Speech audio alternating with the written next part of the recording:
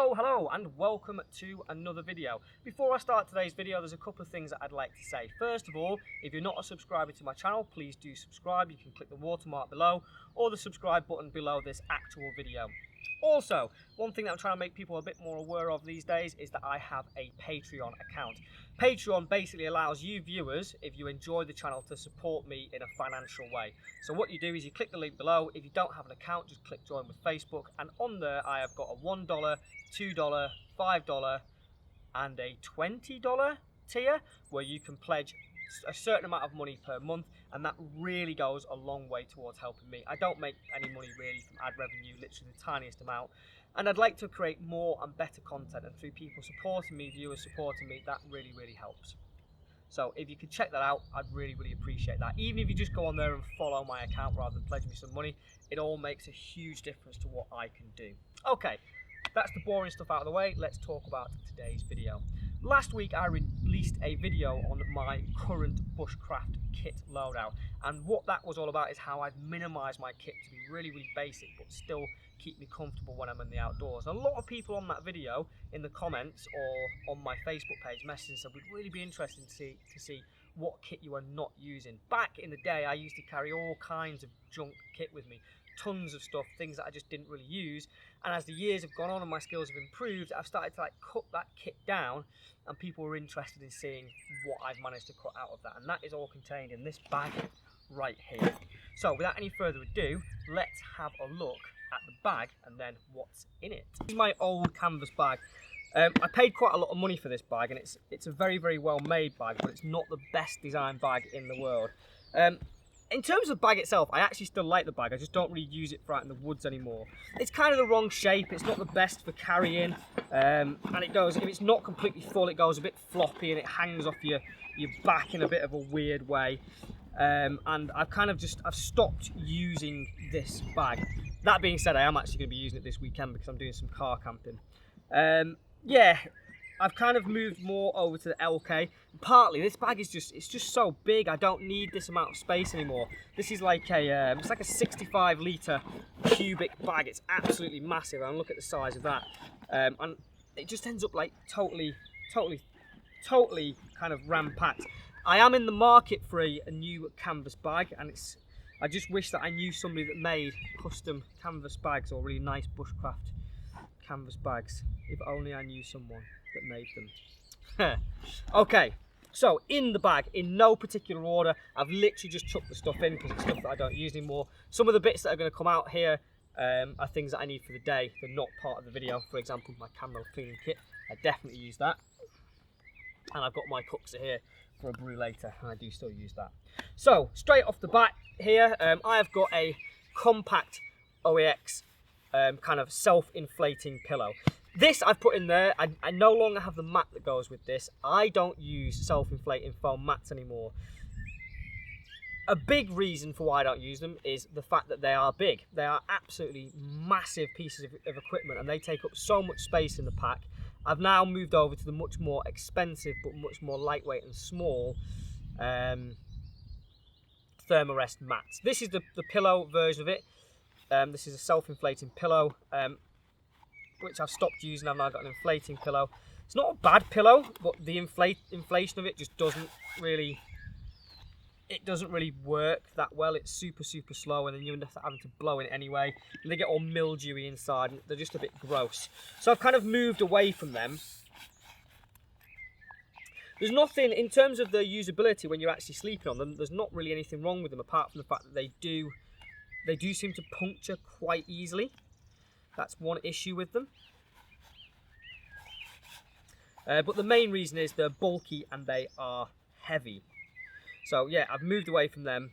A lot of the time actually now I don't even take my Thermarest with me. I just shove a load of like boughs underneath me and use them instead, or like a wool blanket or a couple of skins if I'm doing the historical stuff. Next up we have, what shall I bring out next? We have a plastic water bottle. This is a Bear Grylls plastic water bottle.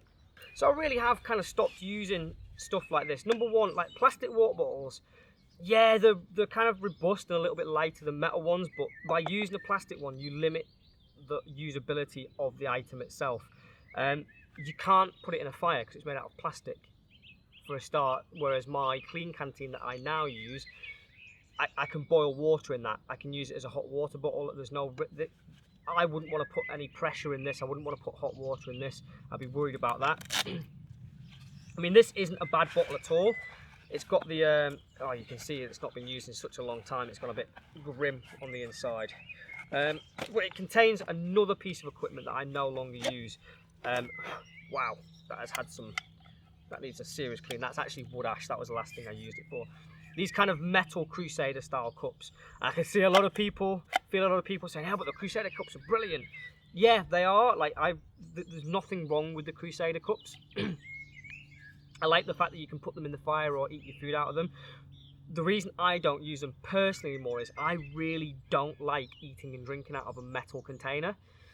If I am having a brew, I will generally have my wooden cookser in the woods. When I'm hiking, I have a plastic folding cup, and I also have like a larger plastic folding bowl for when I'm hiking. But when I'm in the woods, I've got my Kapilka bowl, which is much more nice to kind of eat out of. This is just kind of a means to an end. It's a container to put your slop in to eat. I prefer to enjoy my food a little bit more, and for me, having it in that metal container, there's just something about it I just don't like. I particularly don't like hot drinks out of a metal container. I don't mind water out of a metal container, that's not a problem at all, but I don't like hot drinks out of them. Also, I'm trying to limit the amount of plastic that I use. So plastic water bottles are obviously a no-no for that. Have I put that in backwards? I think I put that in backwards, haven't I? And now it's jammed on. There we go. So yeah, I've really moved away from this water bottle. There's nothing wrong with it. The branding's really ugly. It's Bear Grylls branded stuff, but it was cheap at the time. Got this years ago, like properly got it years ago. And I've kept hold of it. Like I said, there's nothing wrong with it, with this piece of equipment. I've just moved away from it. When I do the version of this, which is for up in the hills, you might be thinking, hang on, you're using plastic water bottle there though. It's a very different environment. It needs to do a different thing. It's also a very different type of bottle. So yeah, I've moved away from plastic canteens in favour of metal canteens. I just think the metal ones are a lot better. I also used to carry a water bladder with me everywhere that I went. What I've started to do now, rather than carrying an excess of water, because it's heavy, I always plan my camp to be near water. Occasionally that is near my car, which has got a lot of water in it. Really depends on what I'm doing. But I've really moved away from plastic canteens. Next item is kind of related to that, and the next item is the ubiquitous Zebra billy pot. Again, I can see a lot of people going, the Zebra billy pots are really good, why do you not use them? I still have it. I've not got rid of it. I just tend not to use it. It isn't my go-to piece of equipment anymore. I used this for years and years and years, and it really is a fantastic bit of equipment. However, there are better things out there if you've got the pennies for it. I saved up hard and I bought myself the Pathfinder billy pot. The reason I went to that is that there's a couple of things about these pots that I don't like. Number one, the bail arm doesn't lock, whereas on the Pathfinder one it does, and it kind of like, things like that happen. The main thing that put me off the bail arm was a couple of years ago when we was in Sweden. Because this is flat and there's a lot of metal there, this absorbs heat and holds heat very, very well. When we were out there, one of these had got really hot. I didn't realise. I had gloves on, and literally I touched it for a second and it burnt through the glove and into my finger. It wasn't a major burn, but it did kind of make me think, oh, that's not good. And what had happened is, because the arm doesn't lock, somebody else had put it in the fire. So instead of having, like, imagine the fire's here, instead of having that side in the fire and this side out, they put the arm in the fire, and that just got hotter and hotter and hotter. This was actually this pot as well. The fantastic pieces of kit. It's so robust. It's so well made. I like the little bowl, and I like the fact that it stays shiny. But it's the bail arm is the main issue with these for me, and also the fact that the lid on them is so loose. So loose that I've dropped it in the fire so many times, and this bit can be quite difficult to get off. Something like the Pathfinder pot or the Moors pot, kind of it's been redesigned to get through these issues. Also, there's no kind of spout on this. I like the fact that the Pathfinder one has a bit of a spout. I make a lot of coffee in them, and it just makes it easier to pour with. I do still use the Zebra Billy pot if I need more than one pot for something that I'm doing. This still comes with me. What this isn't anymore though is it is not my go-to piece of equipment. I use other stuff now.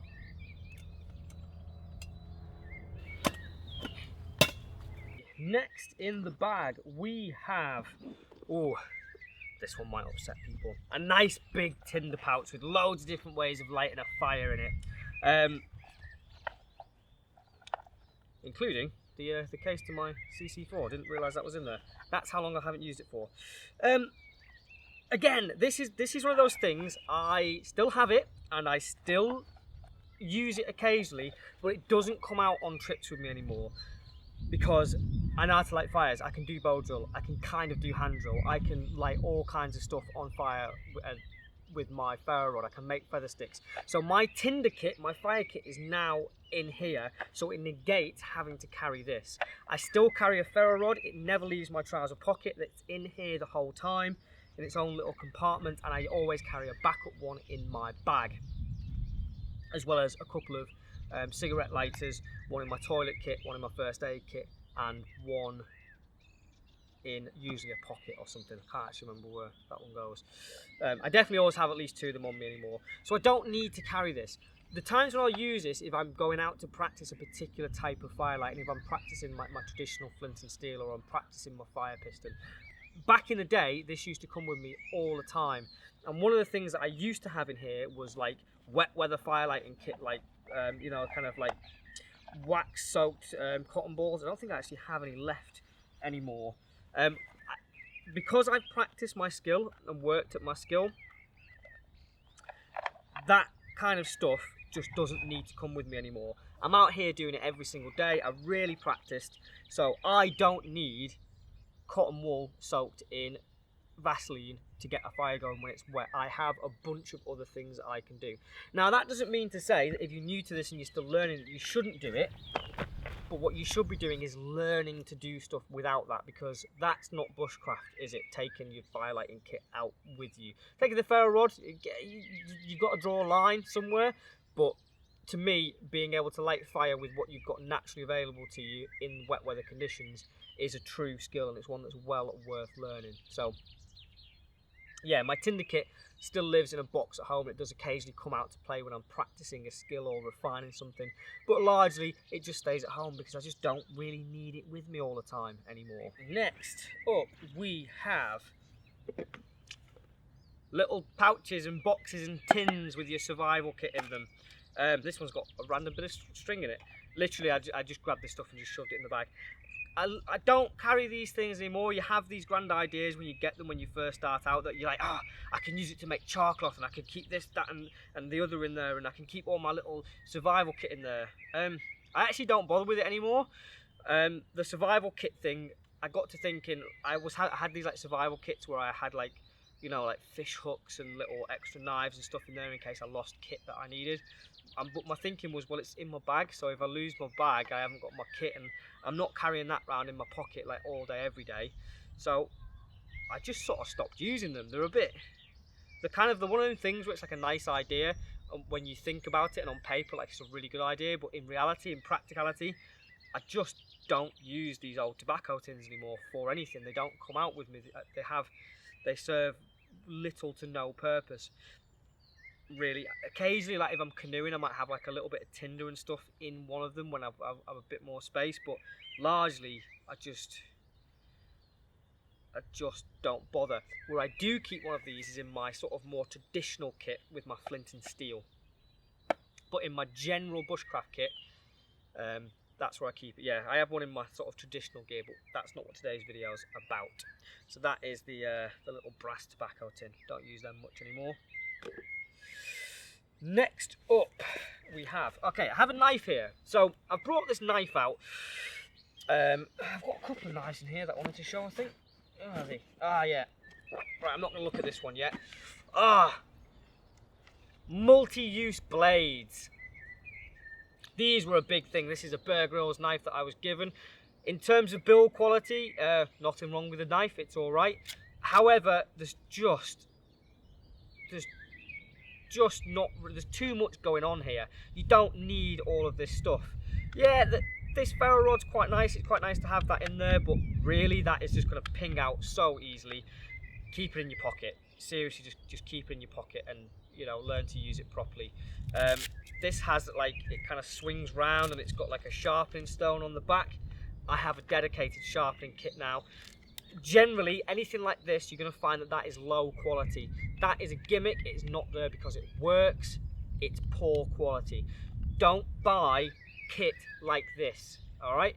When I was buying it, there was nobody telling me not to. I'm here telling you not to because you are going to stop using it.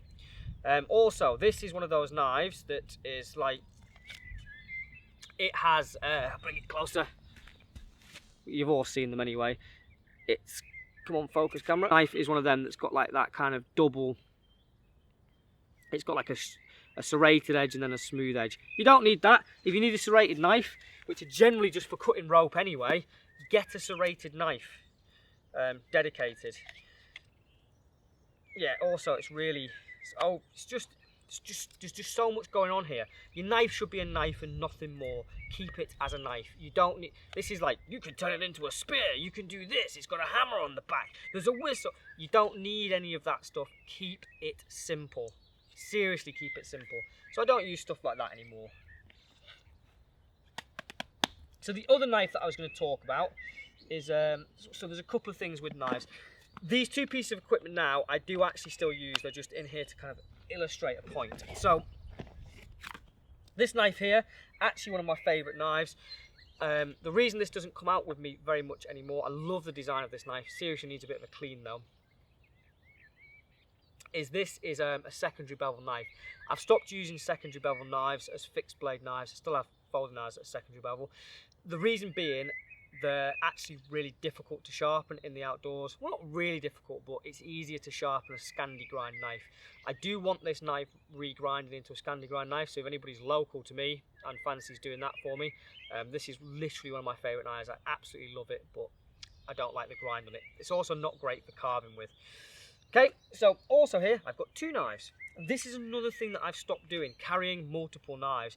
I used to carry like two knives. I used to carry like this knife, and like one would be for food prep, and the other one would be for wood prep, and then the other one would be for like battening wood. I've stopped doing all of that, and I've got one dedicated knife that I use. This is occasionally that dedicated knife. It's a little bit loose in the sheath now, so it's out of action. Just depends on what I'm feeling. I do try to use different knives, different shapes of knives, because then I don't get complacent using the same knife over and over again. It's good to get used to the feel of different things in your hands. The only thing that I do carry in terms of a secondary knife is I carry a Swiss Army knife and or a multi-tool, depends on what I'm doing. But generally I have a single fixed blade knife and a folding utility knife. I no longer carry multiple fixed blade knives. And I know quite a lot of people do that, and really it's just not necessary unless you're out there to play with knives the whole time.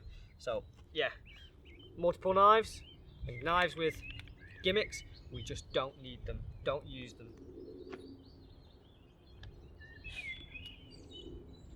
Alright, what else do we have here? We have, okay, this is a bit of a random one. This is, I'm going to come closer because it's small. So this here is a guy line.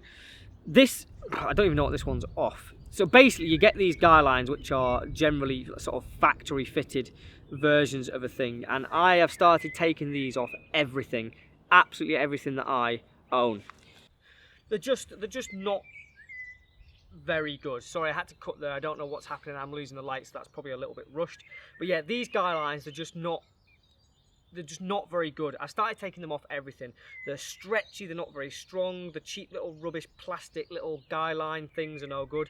So whenever I get something new, like a tent or a tarp or anything like that, I check what the guy lines are like, and if they're not up to standard, I take them off.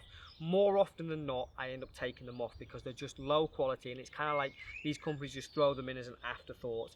It's very, very rare that I find something that has effective guy lines on it. As I just said, the Vango Banshee and the A-Lux, the A-Lux Mini Peak that I did a review on up there, hopefully. are supplied with excellent guy lines, but usually I'll just take them off. To be honest, with tarps and stuff, I just take paracord with me anyway, because I have a variety of different ways of putting them up. So yeah, guy lines, stop carrying them, stop using them. I always add my own. Not much left to get through now. Okay, so next up, loud, noisy transiers. Transiers are brilliant. This isn't actually a transier, this is an Outwell one. This is an amazing kit. I still use this if I'm car camping and I'm like sort of cooking in a lay-by or whatever. The kit itself is really good, but I've stopped using it out in the woods. The reason being, one pot and one pan is usually enough. This has like a kettle, 2 big pots, a frying pan, a smaller frying pan, and a handle in it. You just don't need all that stuff. I can get by pretty easily cooking a whole range of meals on a single pot and a single frying pan. A lot of the time I can even manage without the frying pan. It just depends what you're planning on cooking. So these big cook sets, I see loads of people using them, and these outdoor companies are constantly trying to send me these big cook sets. You just don't need them. I have to say, this one in particular is slightly better because it doesn't have plastic handles on it. A lot of them have these like really flimsy, like fold out plastic, like metal and plastic handles, and as soon as they go in the fire they just like fall apart. It's no good. This has one of the ones that kind of like you grip the handles on. I did plan on showing you it, but I am genuinely about to lose a light. So yeah, rubbishy cook set, well not rubbishy, massive cook sets. You don't need them. Keep it simple. Single pot, single frying pan, something to stir your food and something to cut your food with. Job done. Next up, we are on to the last 2 items. Which should I do first? Oh no, 3 items. 3 items. Okay, the next one, used to carry this everywhere. Mora crook knives. Mora make excellent knives. Let's get closer again. Mora make excellent knives. However, their crook knives, they're just not that very good. I tend to carry crook knife with me because I'm always forgetting my spoon, and it's quite nice to be able to make stuff when you're out in the woods. Now the Mora crook knives are nice and affordable, coming in at between 15 and 20 pounds. The problem with them is the sharpness you get on them when they first arrive isn't great for a start, so if you're new, it's problematic. And secondly, I think they're too wide. I find them quite difficult to use, and this bit here, this ridge down the middle, is challenging to use as well. It kind of kicks the knife out. Build quality, it's a decent knife. I just think the design is flawed on it, and they have the one that has like a real point on it as well, and I've cut myself with that so many times. So yeah, more a crook knife. I do still carry a crook knife. I use a Ben Orford one now. I have 2 Ben Orford ones that kind of live in my pack, but not always. But I've stopped using the Mora crook knives because they could just be better.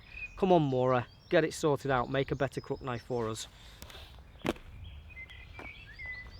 Next up we have the folding shovel. This is a good one. This is quite a good folding shovel. But I stopped using them sort of shortly after I bought this one. So it can be used as a pick or a shovel. This one, and it has got a kind of handle that screws into itself rather than extending. There we go, like that. Whoop, that tightens up. The reason that I've stopped using these is you just don't need one. It's as simple as that. If I've got to do my business out in the woods, I use a stick. I've usually got an axe with me, so I don't. This is heavy and robust. You don't need it. If you need to dig a hole, make a digging stick. The only time you're going to need a shovel is if you are specifically out to do something that requires you to dig a massive hole, and this shovel is not going to be up to the job. I just don't think you really need one. Why I would need a pick, I'm unsure about. I'm not going mining anytime soon. If I was going to somewhere where I was going to build a static camp, yeah, maybe I'd take one. It'd be good for making like a well or whatever.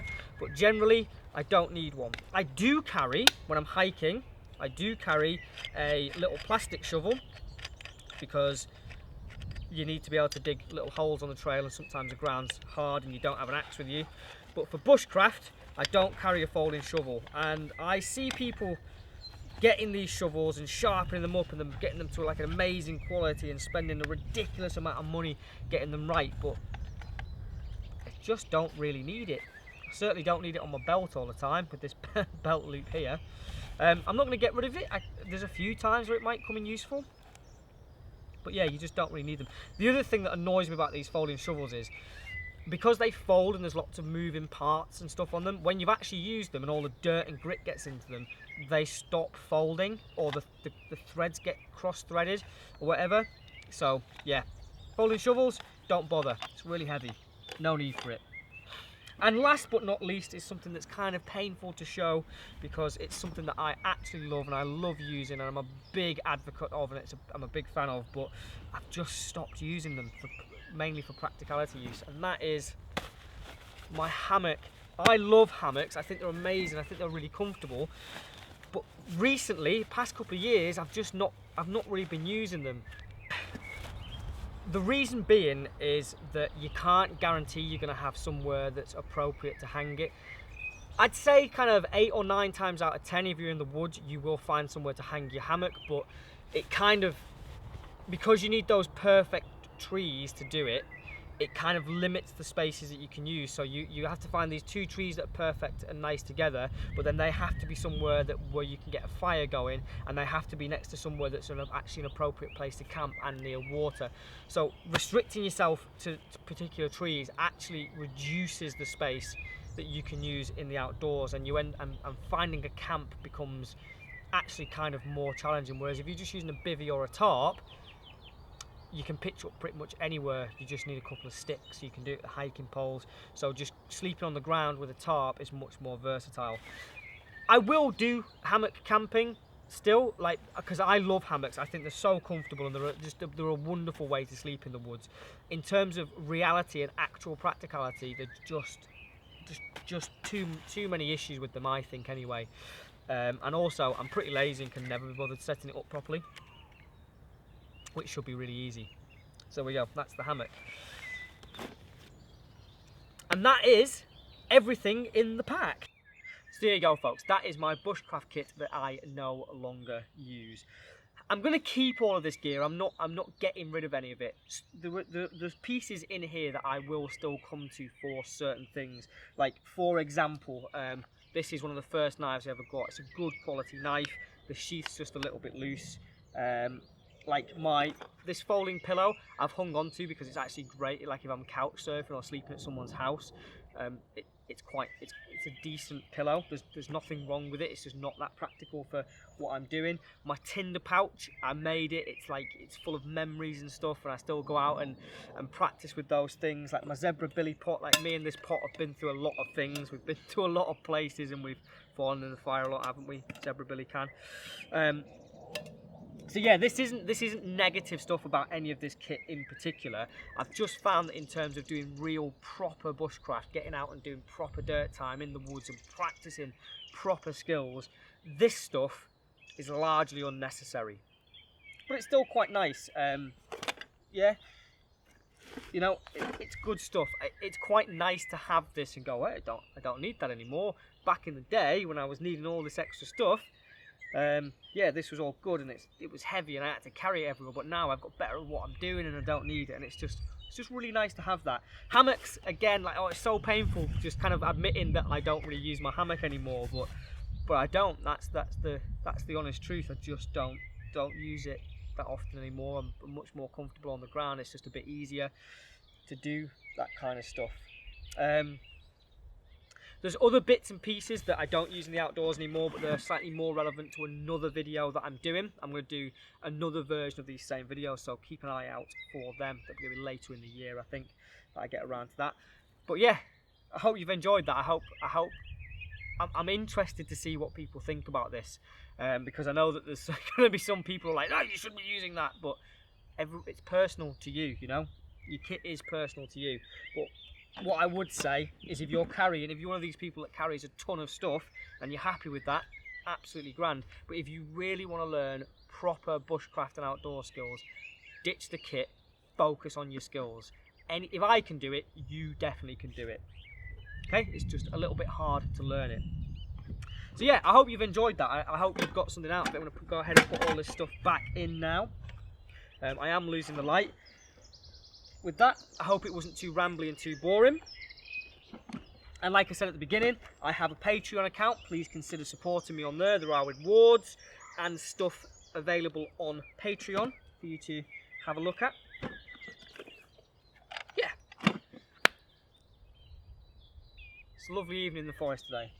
So if you stuck with me till the end of that, thank you very much for watching. Please like, share, subscribe, comment, all of that kind of stuff. Support me on Patreon. Give me a comment for sure.